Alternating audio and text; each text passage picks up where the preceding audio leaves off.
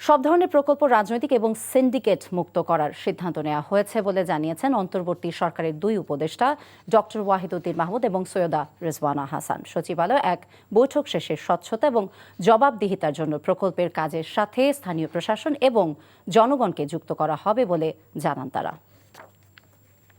প্রজেক্টগুলো তৈরির সময়, পরিকল্পনার সময় যাতে এই দুর্নীতির সুযোগ কম থাকে সেটা একটা বিষয়। আর একটা বিষয় হলো প্রজেক্ট পাস হওয়ার পরে যখন ঠিকাদারকে দিয়ে বাস্তবায়ন করা হয় সেই সময় সবচেয়ে বেশি অনিয়ম হয় এবং প্রজেক্টগুলো দেখা যায় যে যেই খরচে অনুমোদন দেওয়া হয়েছে তারপর খরচ বাড়তে থাকে, ব্যয় বাড়তে থাকে, সময় বাড়তে থাকে। আপনি যে বলছেন 100 কোটি টাকার প্রকল্প আপনার ওয়েবসাইটে লিখে দিয়েছেন, ধরলাম ভবদহ জলাবদ্ধ এলাকার মানুষ তো জানে না যে ওয়েবসাইট খুলতে হবে, ওয়েবসাইটে পাওয়া যাবে।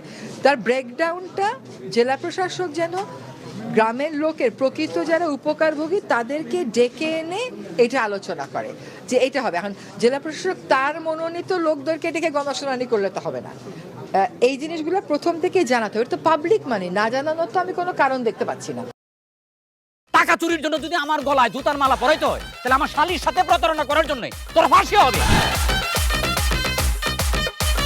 দুলা ভাই, আপনার তো ঘর জামাই বইলা একটা পরিচয় আছে, আমার তো তাও নাই।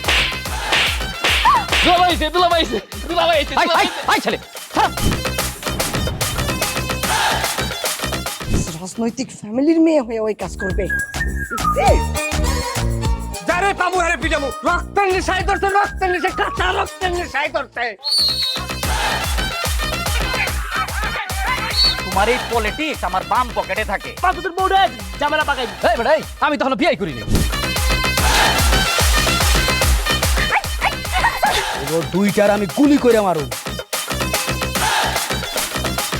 মাসুদরা কোনোদিন ভালো হয় না। আপনার পোশাক আশাক দেখে কিন্তু আপনার তালুকদার বংশের লোক মনে হয় না আব্বা, আপনার মনে হয় যে আপনি ফকির বংশের লোক।